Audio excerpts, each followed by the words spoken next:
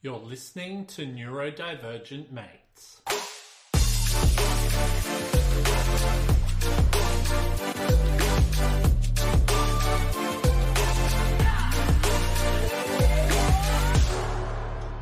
Hello and welcome to another episode of Neurodivergent Mates. I'm your host, Will Wheeler, joined with my main man, Photon John. What's going on, brother? Yeah, working hard. A lot of Neurodiversity Academy stuff today. Nice, good to see. How about yourself? How about yourself? Yeah, just a whole bunch of stuff. So obviously with Neurodiversity Academy, we've put out for an advisory board, and we've actually had some really good candidates apply. So I've been doing a few interviews there. That's going to help me to develop the accreditations in areas I don't know. So, I'm surrounded by these masters, meaning you and Pratik, but I lack all this other experience. So having these people come on board is going to be so helpful. So it's been fun. Yeah, it has been. But I tell you what, right? It's not as exciting as the guests that we've got coming on today. So what we're going to be covering is what is masking and how does it affect us with Shamus Hart. Shamus, how's it going, my friend? Hey, guys. Yeah, great. And thank you for inviting me on the show. I think it's a really exciting topic. No problem. No problem. To be able to talk about it. We talk a bit about it, and it's a daily thing, Yeah, totally. And I think, even for me, like when Kev, I'm not autistic, and Kev's taught me a lot about autism. And I remember him talking a lot about masking. And I'm like, what is masking? And he'd tell me stuff like, I went out with my mates and I said, look, I'm not going to mask tonight, and I want you to be okay with that. Am I right, Photon John? Yeah, I tried demasking for the first time. Yeah. And I was sort of like, well, what does that look like? What should I know as like a friend maybe or whatever? So when you came in, when you and I were talking the other week, it was sort of like, you're talking a lot about that, especially at work, and how you mask a lot. And I was like, oh my God, this would be such a cool topic to get Photon John in and yourself to talk about this, But before we do get started, I might just do a little bit of housekeeping just so we can, just let all of our listeners know. So if you haven't already done so, please subscribe, like, and follow to all of our social media pages. We're available on TikTok, LinkedIn, Facebook, Instagram, X, Twitch, and YouTube. Man, I stuffed it up a little bit there, man. I usually have it all in order, but I got it. Ages, Yeah, totally. But also, too, if you haven't already done so, please check out all the work we're doing at neurodiversityacademy.com. We've got some really cool stuff happening there. And also, too, maybe while we're talking, some of the discussions may be triggering.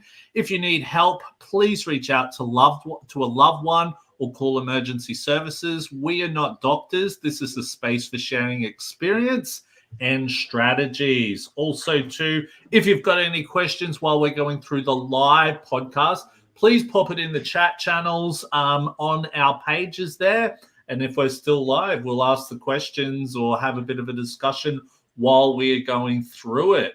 All right, I think here we go. We've got a guest already. I know that one. That. Thank you, Joe, for saying hello. Awesome. Okay, cool. So, first things first, Shamus, tell us a little bit about yourself. You've done some really awesome stuff, and just tell us a little bit about ourselves.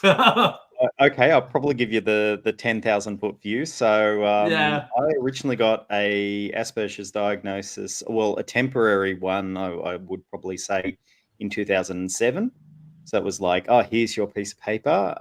By the way, it's adults. We don't have much to actually help you with. Here's the certificate and go on your merry way. It took me about 10 years to really kind of come to terms with it.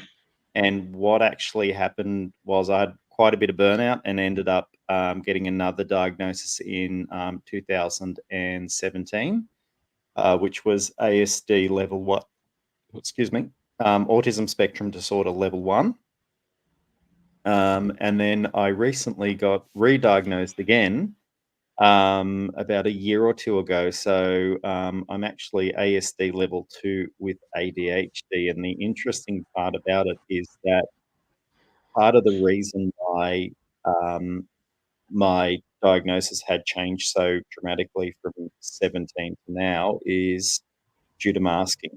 So even a lot of practitioners and medical professionals, especially for diagnosing women, are just not sure about masking and where it fits in. And there's a couple of dimensions to it. So for me, I missed out because I didn't know I was masking as much. That's so it so meant funny. Because Photon, John, you were the same, right, brother? Yeah, you just described my entire life from 2007, including the diagnoses and the time they happened. So, yeah, I did my first test and quote failed it. Maybe you have Asperger's, but yeah, I was sort of answering the questions as I kind of had learnt to, but not really as I felt. Because I didn't realize the extent to which I was masking. I was like, yeah, I've kind of learned to deal with that, so I'll answer it this way. Not, oh, actually, that really bothers me. Yeah.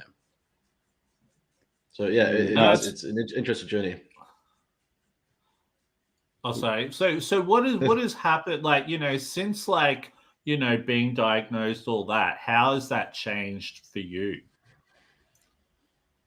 I think probably the big one is, I would say, identity.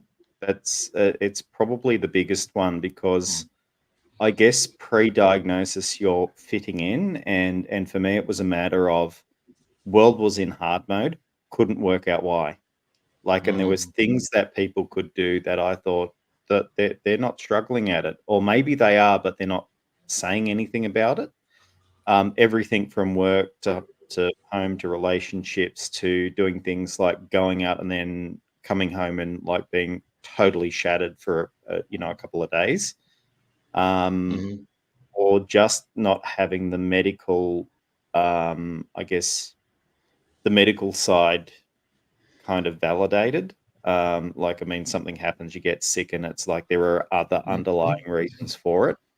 Like the burnout isn't burnout, it's because my cup is yay full and I've used more than I can. So it was like a bit of an energy sort of a thing. I think it's also as well, you understand when you get an autism diagnosis that you've been fitting into what a neurotypical world is and how that works. And then you kind of look at yourself and you go, well, who actually am I? I think that's probably the most significant thing to come out of it, is that you realize that you've just basically, there's an identity that you've made to fit into a world that's not really accommodating and not really understanding of what you need. And that's from school to even to the workplace.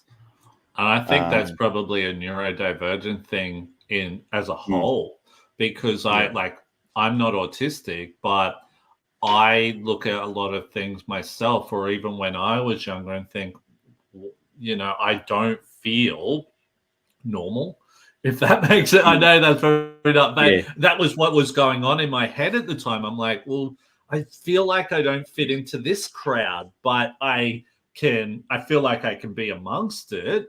And that was very difficult and I suppose confusing at the same time. That, I don't know, I just felt like I didn't really have I just know when I was at school, I was the one who would move around from crowd to crowd, not just stay with the one lot of people, because, and I suppose when I look at it now, it's probably my ADHD, for example, going, okay, you've had enough of these people, they're boring, you need to go on to the next people type of thing.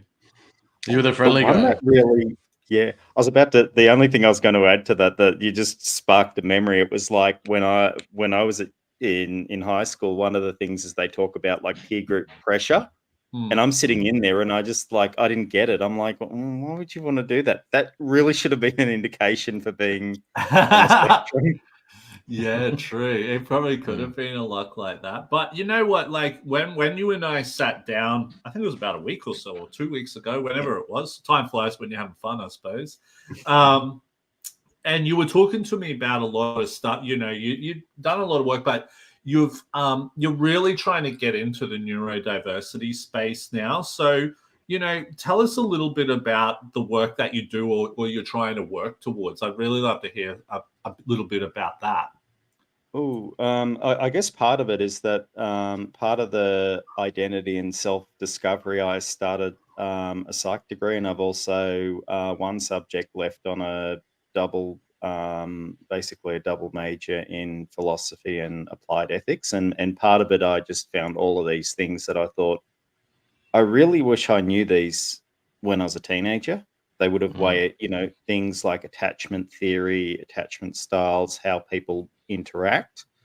I really wish I kind of knew that, and it applied really well to being a UX designer, because you're designing for, you know, people doing things.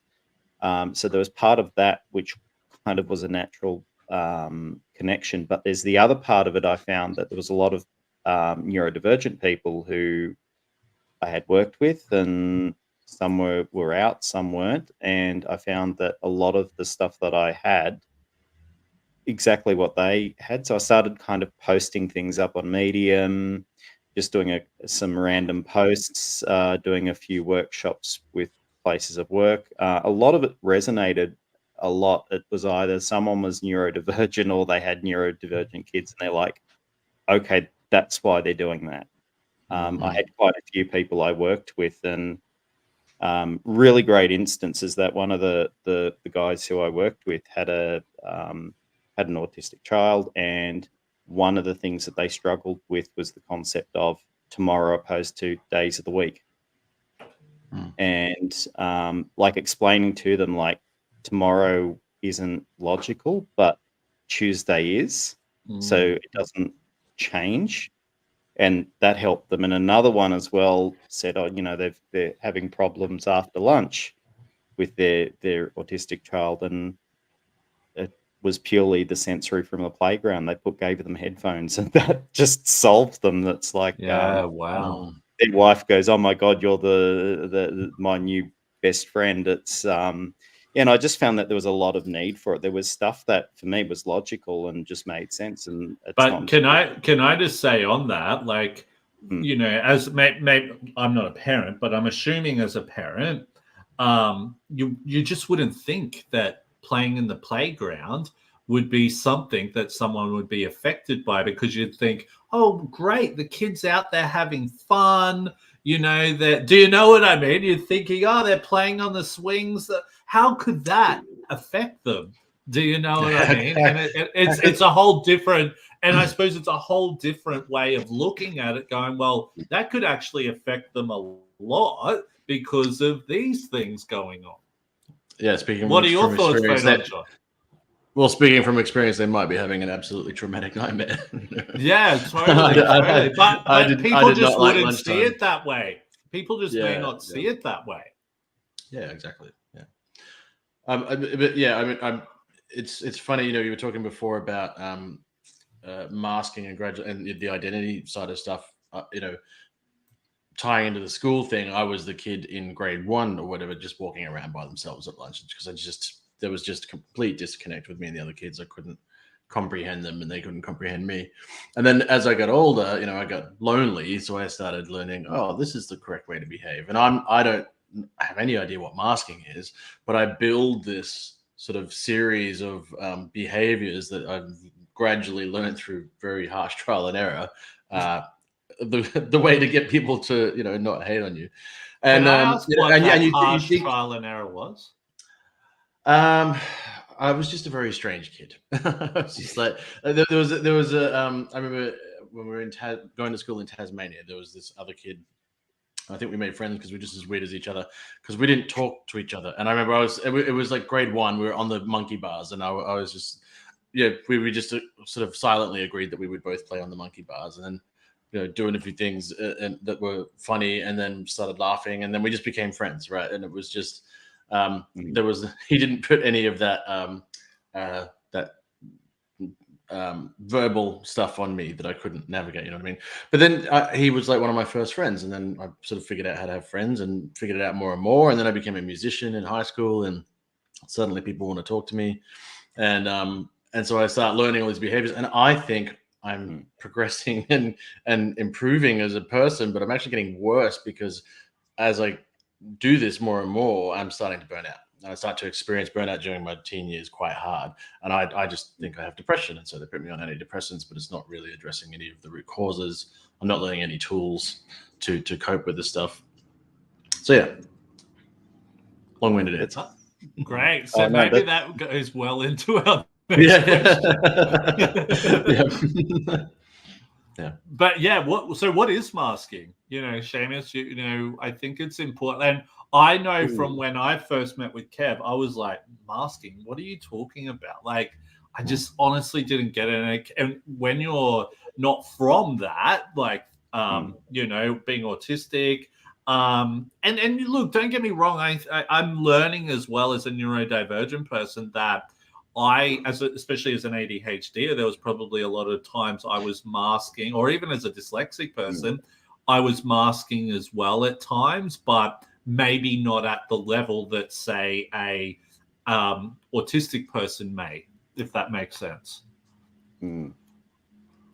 It's interesting you say, because it's a really good segue from John, what you said before, because one of the things that I could not do at school, and I was tested for dyslexia, I think, in about year 8 from memory,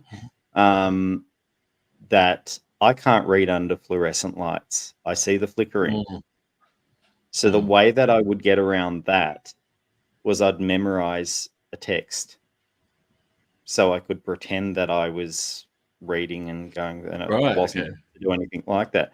So, I mean, I think, like, in a simplistic way, like, people look at masking as kind of acting, but it's a little bit more nuanced and a little bit more like complex than that. There's actually quite a lot of academic literature on it that goes from everything like you can think of. But the way that I kind of navigate it is that when you think about it, it's an acute stress response to social stimuli. Is that I'm getting anxious for not fitting in. How can I change my behavior and lower that stress to fit in? Which then increases stress. Exactly. And also increases cognitive load. And I think a lot of people don't realize that a lot of the autistic behaviors from high functioning people, and I hate that term, are conditioned out of them inadvertently. Like, a good one with ADHD, it's like, if we're not fidgeting, we're not paying attention. ADHD.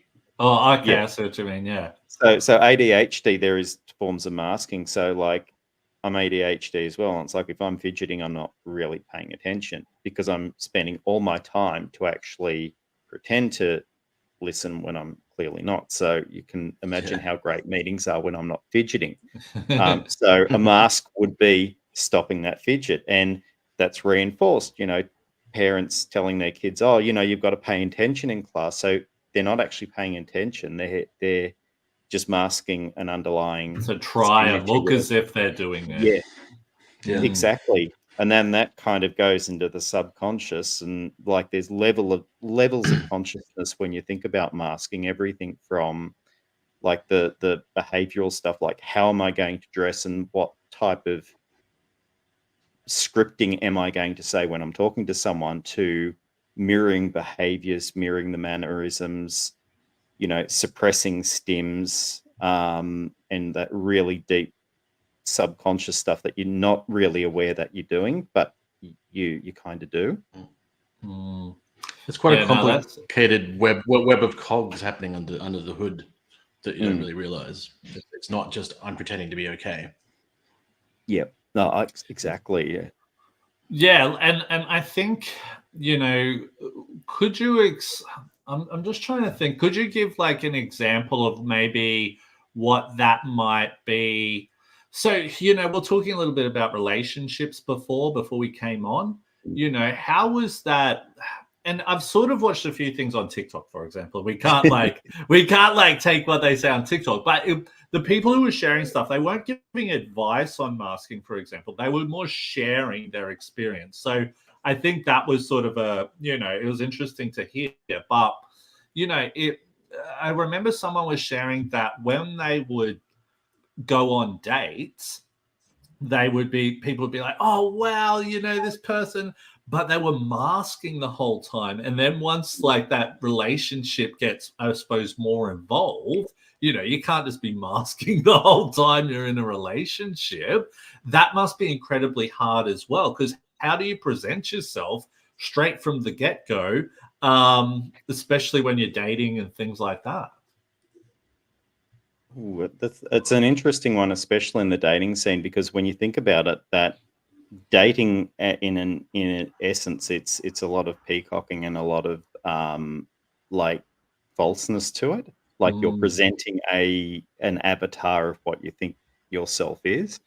But yeah, it's a difficult one, especially like we burn out really quickly, so we can't really mask around partners, and this goes across anyone who's neurodivergent. It's just we can't mask long, and that goes for both partners as well. So you get a lot of burnout, or you'll notice that your partner is stimming,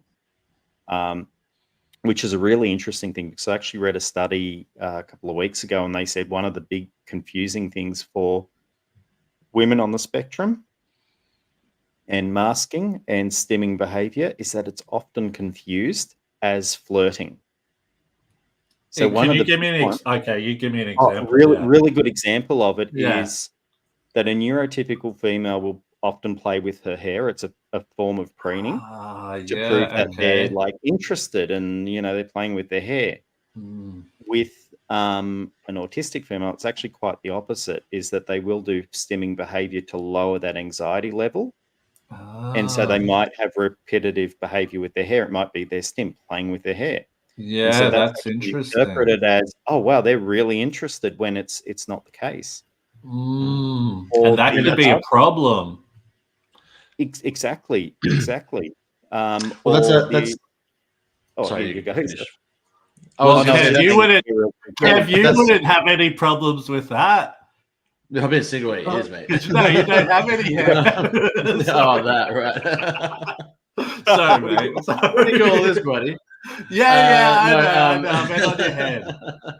No, it's it can be our whole experience. I often try to explain to my friends, the thing with autism is that not all the behaviors we might exhibit seem abnormal. They might be perfectly normal behaviors that anyone else exhibits, but the thinking that got us to that behavior was completely different, and it doesn't mean what you think it means.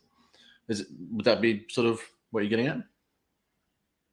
So the neurotypical brain sees the behavior and goes, well, the way I know this, the way I understand this behavior, it means this, but the autistic person is just not even remotely in the same headspace. Because sorry to just step in on that one, right? Because I remember before I met my wife, I did go out on a date with an autistic person at one point, and she was playing with her hair, and I was thinking, oh, I think this girl's interested, type of thing. So I honestly did pick that up, and I thought that was the case, type of thing. It's interesting, because it's like that's one of the big ones, especially masking, because you may not, by the time I guess this is probably a really weird flip side one, is that a lot of the times with masking, and when the person gets comfortable with them, they drop the mask, and then suddenly you've got this, oh my God, there's a completely different person. What's actually happened? So it's like it's a real weird sort of a vibe, and it's like, and a lot of masking, it's like you may not even realize you're doing it. Like even I found out, like, the masking I was doing was effectively conditioned from a very young age. Like, oh, stop fidgeting. Like a lot of the stims that I would have done as a child, like they were disciplined out of me by well-meaning teachers. So it means that I was masking those autistic traits, which means that I go into a a medical practitioner, and they're also contending with 35 years worth of really effective masking and strategies to fit in with the group. Yeah, that's and when you become start to become aware of masking and what it is and how it affects yourself, that can also be stressful, even if you're still doing it and you're still good at it. I was just, I hate walk-in barbers, and every barber is just like walking. I'm like, no, give me an appointment. I want to get in, get it done, get out. But I couldn't do it the other day, so I went in, and I'm having to sit there with families and stuff, and I just was very aware in a way that I wasn't when I was younger, how uncomfortable, that whole situation was for me. And I was supposed to do yeah, and I was supposed to do shopping afterwards, and I just didn't. I just went home and just sort of sat in a dark corner. Yeah, wow, crazy. And do you know what? Sometimes, and this is nothing against the barbers, because they're probably trying to do customer service and all that. But sometimes I just enjoy going to a barber where I don't have to make conversation. Do you know what I mean? They'll just do my hair. So sometimes I'll try to go to a barber that can't speak really good English, and they won't really talk to me, type of thing. And they'll just do my hair, and I'm out of there. If that makes sense. It's interesting you say that, because there's also a cultural dimension to masking as well. So even from a cultural point of view, you will see people do that. I mean, best example of it is if you watch that border, the borders where they catch people going through customs and bringing in all the people do it. So it's not just a phenomena that's just completely isolated to autism. It's like the degree of which depends on, like, I guess the best way to look at it is the majority versus a minority. So part of it is a social technique to fit in. So it's interesting that you kind of said that, because it's that often kind of affects other areas, just not autism. And I don't think everyone's kind of understands that. Well, you know what? It's interesting, because I think it sort of maybe works well into our next question. How does masking affect neurodivergent individuals? And I think as I'm learning more about my diagnosis and all that, and even from, I was diagnosed with dyslexia when I was like 10 or something like that, I'm still learning a lot about certain things that sort of happened, or what I was thinking back in those days. So, for example, I was meeting with someone on the weekend, and when I speak to a lot of people I used to go to school with, I talk about how, I was going through so much. I was failing. I had no real self-esteem. I felt like a loser, all that. And people are like, what, really? I thought you were just this popular, cool kid. And I'm thinking, what? That was the opposite to what I was thinking. But a friend of mine, they're like, well, you must have been masking really well, because that was the image you were putting across. But inside, I was a complete wreck. If that makes sense, Yeah, no, totally does make sense. Yeah, I think probably, John, you probably want to have a good thought on this. Well, no. It's all good. No one thought I was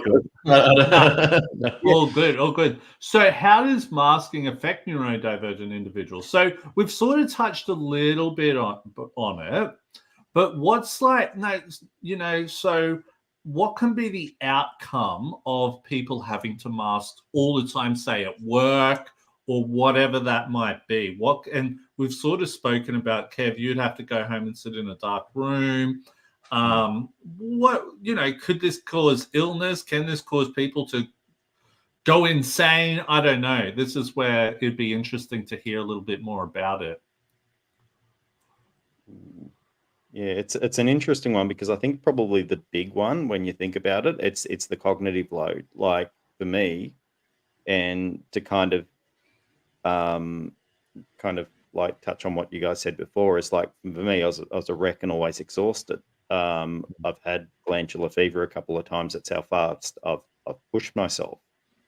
So I've had serious burnout, and it's purely because of the cognitive load. And if you think about it like this, is that neurodivergent people tend to process about 40% more stimuli than a neurotypical brain. And there's like you can have a look on Google with a couple of these, and they've got brain scans and showing how much they process. So we're not just processing more, but we're having more conscious thought, and I'm talking about different levels of consciousness here to actually appear normal. So we're over processing. So it's like, really over revving a tuned car like a V6 or a V8, and not switching up the gears. So the amount of effort we have, there's always going to be burnout, and it's not a matter of if you're going to get burnt out, it's a matter of when. And it's like, I've seen a lot of people, they get their diagnosis middle age, like, in their middle 30s to 40s, and it's because they've just exerted so much energy to appear to be normal and end up burning out. And as a result, it's like, oh, by the way, the underlying reason for all this exhaustion is purely because you've masked effectively to fit in. You're doing all these compensatory acts to fit in. Can I give you an example? And I was just thinking about it then, of masking as a dyslexic person, right? Now, I think this works in with it well, right? So let's say when I'm reading, right? Now, I can read really well, but if I want to try to read to look as if I really know how to read and look good, I can sound really great, but I am not going to be picking up what I'm actually reading. So if you're thinking about a kid in school who's trying to read something and try to sound like everyone else so it doesn't look like they're struggling or whatever. Don't get me wrong, when I was in school, I still read and I was struggling. But now, because it was interesting, I had to speak at this school on last Wednesday. And there was a question saying, is it true that if you read a book more than once, you will retain all of that information? And I'm thinking, no way. And then someone's like, then one of the people on the panel is like, yeah, that's true. And I'm like thinking, what the hell? And I'm thinking, I could read it 1,000,000 times and still not pick it up. But like you were talking about with that brain, and I know the picture you're talking about, you see I think it's the autistic brain is using like the whole brain, where say a neurotypical brain would just be using a slight little part of it, type of thing. And I'm thinking, and like, I'm no doctor, but like what I'm thinking is that because I'm trying to focus and get everything while I'm reading, I am having to try and use all of my brain there. And my brain feels like it's physically like burning type of thing. It's not like that, but it's hard to explain. But it is. It is. It's like, sorry, you go. Well, what I was sort of going to finish off with is that, let's say I then get a certain technology to read that book back to me. My brain's now able to relax, and I'm able to just take that information because I'm not having to do the reading, take the information in, try to be doing it at a speed that everyone else thinks it's good. So I'm able to relax and bring more like information in and learn better. So I think that could be sort of like masking in a way for dyslexic people, if that makes sense. Oh, absolutely. It's like you being you're probably a 90s kid like me. Yeah, man. 90s rule. It's 90s rule. Remember getting the old 486 or the Pentium one, like the first series Pentiums? You could like play some really cool 3D games, but you'd need a 3D card in it. Okay. So if there was no 3D card, you could still run it. But you'd hear the fan and that like burn. That's exactly what's happening with us, is it's like running without GPU. That's kind of what I was going to say before. Just like big connection. I feel the burning, the burning brain thing you were talking about, Will. I get that when because I don't really have a problem with loud noises as such. It's just certain types of noises or too many going on at once.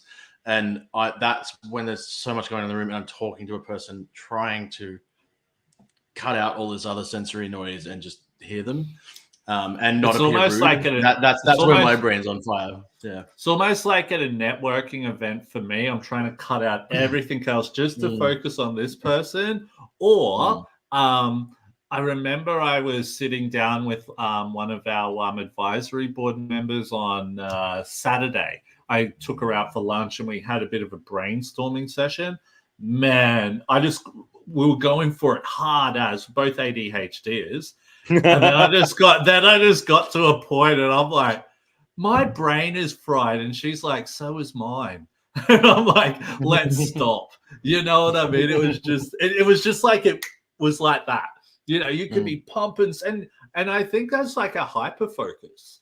You know, we'll hyper focus and then all of a sudden we just go, boom, that's it. I need to break. Yeah, no, definitely. It's like definitely you kind of get to the end of it and your brain's just done as much as it can. It just needs some time off. Just switch it. It's like a switch. It just goes off. Yeah, it does. And it's almost like, say if we have, I don't know, let's say it's like, okay, work, let's have lunch. Trying to get back into what you were before lunch, for example, it can be incredibly difficult. For me, it might be like, I can't get back into it for another 3 hours. My brain but then I could be back in hyper focus again. It's sort of weird how it sort of really works like that. But or if you have like a whole, if you have a whole hyper focused day and you kick ass at work and your boss is like, oh, that's the best. And then the next morning you can't even come in. You know what I mean? Yeah, totally. I'm sorry, that cup emptied yesterday and I'm going to need some time, you know? Yeah, totally. It's almost like, you know, sometimes like Friday, let's say like by the time it gets to Friday, you're like, oh my God. And everyone's like this. It's like, oh my God, the weekend. You know, and it's just good to relax and recharge type of thing. But I remember I used to only do 4 days a week. I'm doing 5 days a week now. And oh my God, like doing 4 days a week was so much better for me mentally. You know, now I'm sort of like, what, the weekend's over. I still feel like I'm on the recharge button, if that makes sense, you know. But we should move on from that.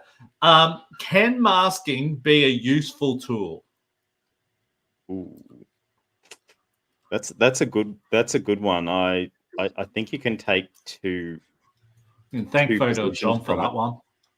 No, it's a good one. It's I think you can take two tools from it. I think at a fundamental level, masking and this is kind of like from more the academic stuff, it's compensatory behavior for not fitting in or a stereotype bias, depending on how you look at it. So part of it is the utility, and this is from a utilitarian stance. So it's like, as in outcome, is that it's something that we do to fit in, and that's more of a symptom of not having the right structures and supports and accommodations. So it's like, for us to get the basic level of social, well, we have to mask.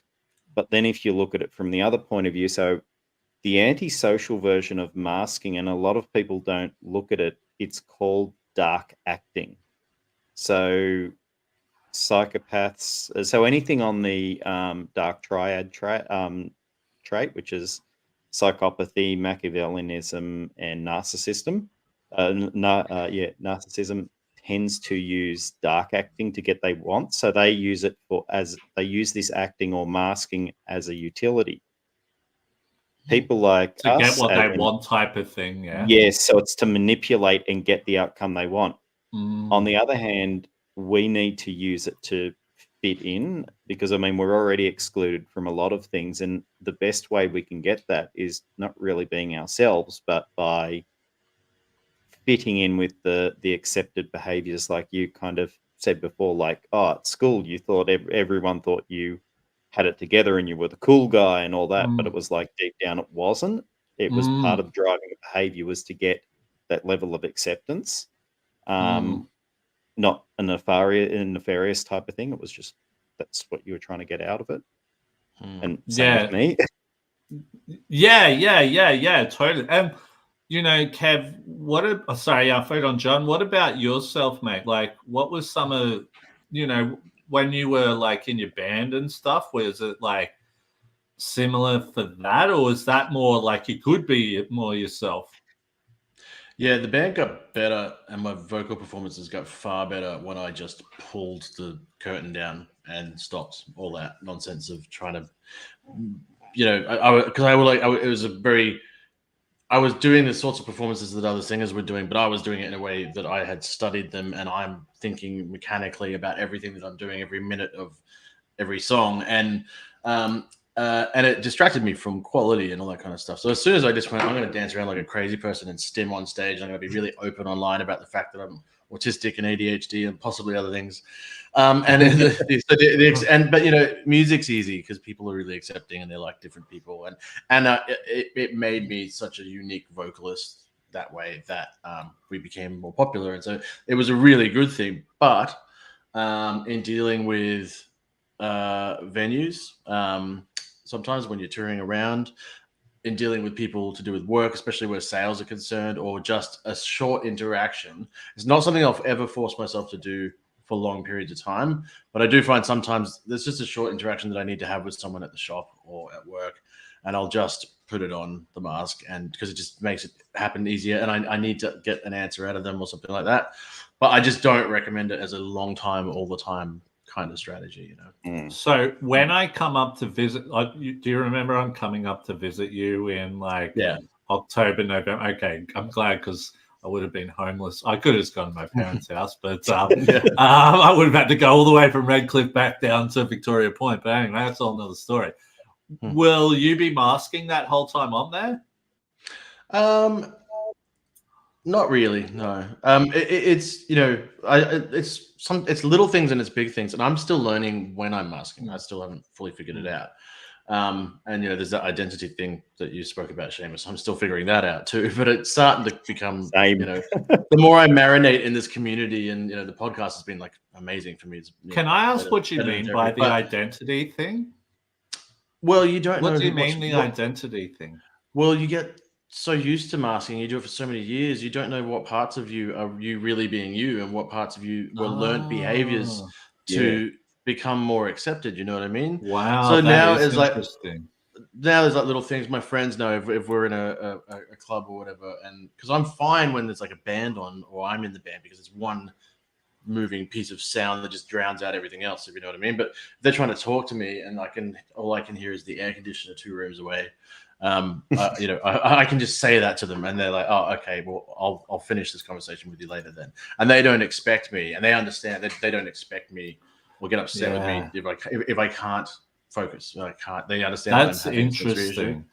Yeah, that's interesting because I've sort of, I suppose, I've learned a lot about myself as well in regards to once I got diagnosed with my ADHD, that I couldn't go to the shops at certain times because there was just way too many people, and there's babies crying, and you know, trolleys in my way, and I just couldn't be in this free for all, like, you know, I just felt. But now when I've sort of got a better idea of what time to go there or to get it dropped to my boot, I now know that works for me. Shamus, what's it been like for you?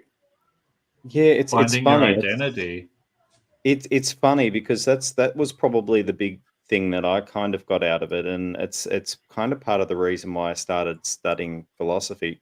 Long story short, and it's a friend of mine knows that kind of one of my special interests is like mythology, and I was like absolutely ancient Egypt crazy when I was a child. Got me the myth of Sisyphus, thinking it was like mythology, and it's not. It's it's basically an existentialism book by Camus. Great read, by the way, and a lot of it, like there's bits in it that it's just so on point about being autistic, and especially about the sense of meaning. And it's like you kind of realize that what you're doing is none of it's for yourself, and none of it's things that you actually get a lot of joy out of or any sort of meaning. It's just purely to fit in. So I'm acting this way to fit in. Like that's the purpose. It's not like, oh, well, you know, I like doing this, so it's actually, I don't like doing this, and it's only doing that for fitting in. I mean, one of the big ones that I got out of Camus when he said you'd be, and this is the light bulb moment for me when I thought, oh, I am probably 100% autistic on this one, because I really didn't come to terms to it until like 2016, 2017, that he said, you'd be surprised how many people put so much energy in to be appearing normal when they're not. And I'm just like, that was me. I may have muffed up the quote a little bit, but that's roughly what he said. And it's like, for me, it's like that identity bit, because the mask, you start doing it, you're doing it all the time, and you lose who and why you're doing it. Yeah. Can I just take a moment to point out that amazing bloody sense of relief when not just diagnosis, but just things start to dawn on you. You're going, oh, okay. Also a little bit of a grieving process as you learn. You're like, things could have been very different. But yeah, that I it's been so beautiful learning more about it and having these chats, on the podcast, and it just, and probably feel validated. Probably connecting with people similar who have had a similar experience, and you're sort of like, because I always say this, I felt like when I was in school, I was the only dyslexic person who was struggling and failing in school. That's what I felt. But then once I opened up, especially to some people at school, they're like, oh yeah, man, I'm this and that. I'm like, oh my God, I never thought that in a million years. But then you sort of feel that like, oh, so it's not just me who's going through this, and it's almost a sense of relief. But it's still some hard times back then, because you felt very lonely. It was very lonely because you didn't know. You're thinking, there's something not right with me, Cool. Oh, sorry. Did you have something you wanted to share, Shamus? Oh no, I was just that made a lot of sense what you said before. No, totally. Now, Photon John was actually talking about this when we're getting the questions together, and he said there's a bit of an unmasking movement happening at the moment. What are your thoughts on it?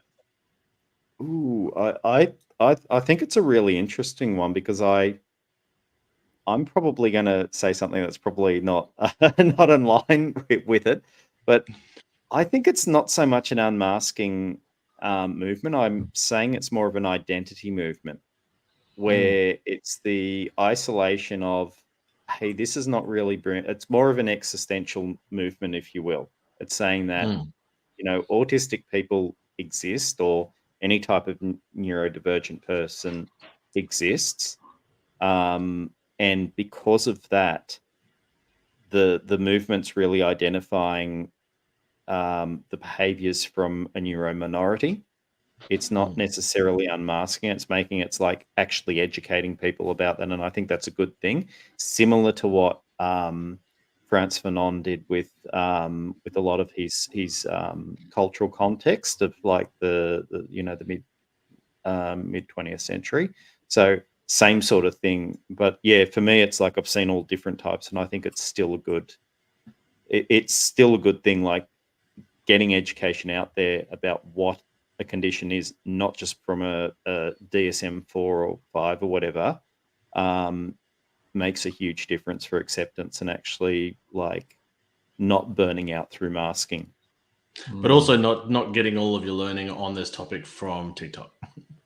Yes, which is not to invalidate it, but I do see a lot of influencers out there who You're right. And look, I never disparage anyone who's not diagnosed. I knew for years before I got diagnosed, but pre-diagnosis, you're not always as super educated on and just people in general on social media, they're not always super educated. They might get some things wrong, and they shouldn't be giving medical or mental health advice. 100%. So yeah, you got to be careful about what you choose, where you choose to learn from.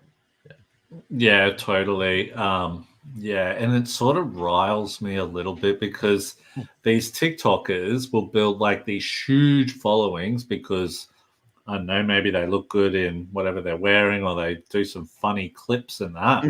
But then they start becoming experts and selling books and all of this stuff. And I'm like, what the hell? There's people out here who's doing all this research and that who have the evidence behind them. And, you know, if that, and it's just, it's a real problem, to tell you the truth. Yeah. It's a real, But then it can be a real problem. But you can get, this is what I mean by picking and choosing. I mean, that ADHD love account, you know, they're kind of like what you're talking about. They've made funny videos. They're a couple.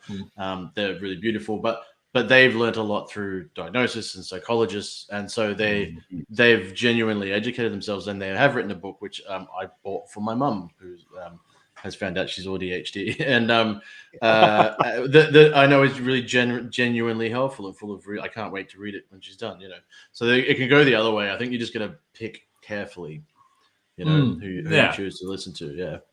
But it just blows my mind that someone can do a funny video or do, like, I was watching some dude the other day, and he was just doing something like he was hiding behind a bin or something and going, I don't know what it was. It was like an ADHDer when they're going out into public and they're hiding behind a bin or something like that.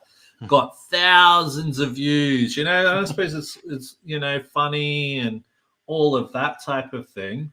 But then, you know, people like, you know, all it would take is that person to then give advice, and people would be like, yeah, you're dead right. And then a person who does have the experience and knowledge to come in and go, actually, that's not right. And then because these people have such a huge following, they'll then attack you for being wrong when you're not wrong. You know what I mean? Exactly. And it's even in the space, you get quite a few people like that. They mark out their little territory, and it's like they become the pseudo expert in it. And I've seen that a lot, posting up on LinkedIn and Insta, and it's like a lot. Like I think it's like a fine line, and it's like even with a lot of the mainstream media shows and that, I think a lot of them are a little bit dangerous on how they actually portray some neurodivergent conditions, but don't actually label it. So, like Good Doctor, really good example of it, and to a second extent, don't get me started on that show. But the Good Doctor isn't autistic.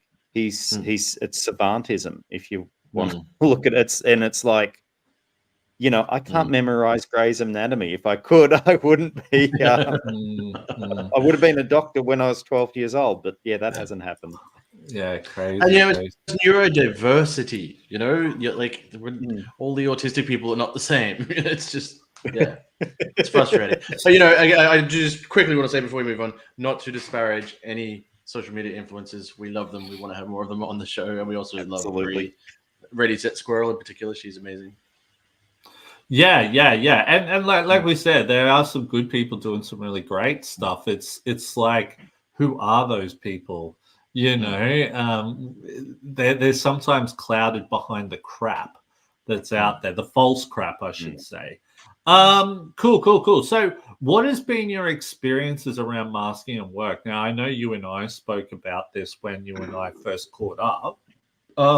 How has that been for you, or your past experience? Because I know you went through a fair bit of stuff. I think it's a really tough one. Probably the best example of it is I've done kind of inside services for some businesses when I've worked there, and I've spoken about autism. The thing that really shocks them is that 1 in 5 are neurodivergent, and they all tend to mask. And it's like there's this idea that there's none in the organization, and chances are, statistically speaking, you've probably got 1 in 5. Will's going to have something to say about this, I'm sure. Yeah, no, it's really interesting. Yeah, and there's the other point of view is that your autistic, specifically for autistic workers, will be masking. So if they're not feeling safe around you, they're not going to ask the right accommodations. They're not going to get the right support, and you're not getting the best out of them. And so it's got a knock-on effect, is that you've got kind of liabilities aside, you've got people who will burn out very quickly. And for the amount of effort that they need to fit in, where I don't think that's a good way of managing anyone. Yeah, it's a tricky one. It's actually interesting with the 1 in 5. I had someone say to me, "Oh, look, we don't have dyslexic people at our workplace," and I'm just thinking, "Oh yeah, you've probably got like a handful of them sitting in your office right now." It just shows how little you know. But that's the type of mindsets we're still living with. But you know what I'm saying? There are some workplaces who are really doing some great stuff on it now, but not all. And it's just with some of the workplaces I'm dealing with at the moment, I'm just seeing it. I'm just like, oh my god, like you guys have no idea. You're so I don't know what the word like have Out no, of touch. it just blows my mind that what we're trying to work towards, some people are saying that they're neuro inclusive, but they're probably the worst ones, and it's like, oh my god, like you've got so much to learn, but they have neuro inclusive quotas perhaps, but that's about it. You're exactly right. There's big money being put into that. Yeah, it's true. There's quotas that they do have to get with some things, but anyway, that's a whole nother podcast. Absolutely. You know what I mean? But look, we're getting to the end. But like, what advice could you give to any neurodivergent people out there about managing masking in their life? I would probably start with a bit of reductive absurdism and just really ask why. I think that the hardest question to ask is why you're actually masking, and there's always an underlying reason for it. It can be anything. A lot of it I've unpacked over the last several years with my therapist and found out, oh, by the way, it was discipline out of you at high school, or like, and not just talking about punishment. It's like things like, well, I would complain about the lights, and well, the explanation, and this has gone through even to the workplace, that you're effectively gaslit to believe that's not a problem.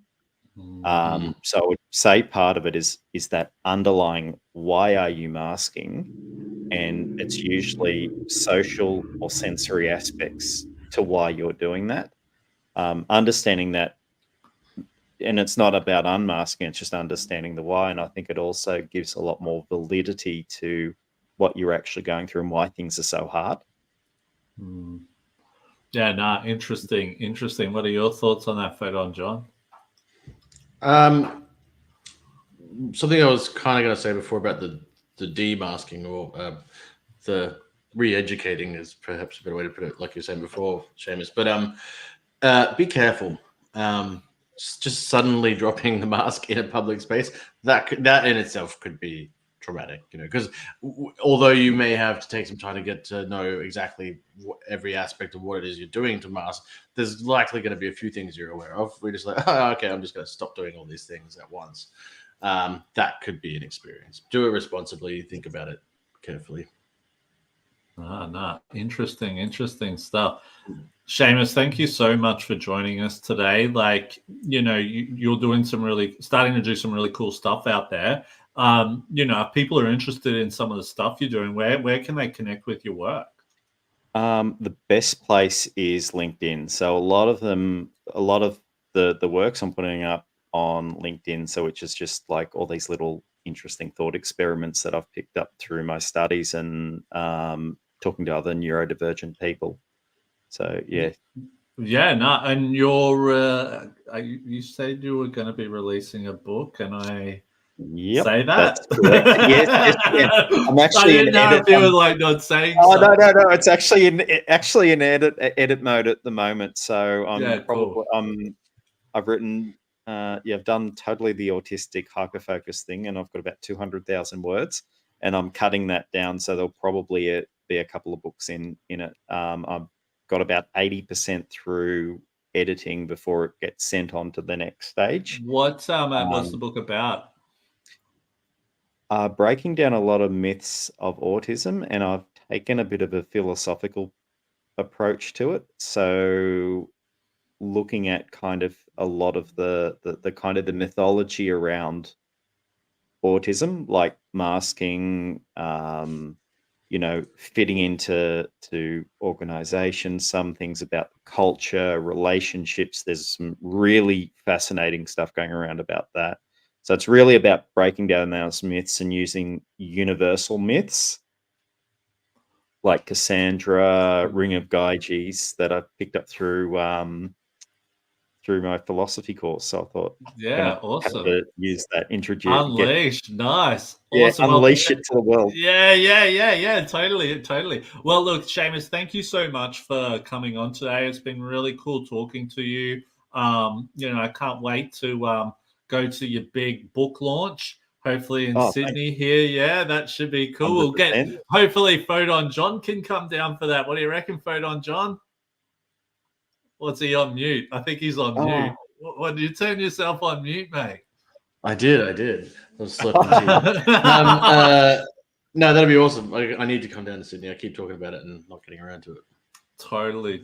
But thank you so much, Shamus. It's been a pleasure, my friend. Oh, thanks. Thank you so much for having me. I really appreciate it. It's just been so much fun talking about you guys. No problem. And for all of our listeners as well, if you haven't already done so, please subscribe, like, and follow to all of our social media platforms. We're available on loads of different places. Also, check us out on all of our podcasting platforms, wherever you listen to your podcast. My name's Will Wheeler, joined with my main man, Photon John, and this is Neurodivergent Mates. Till next time.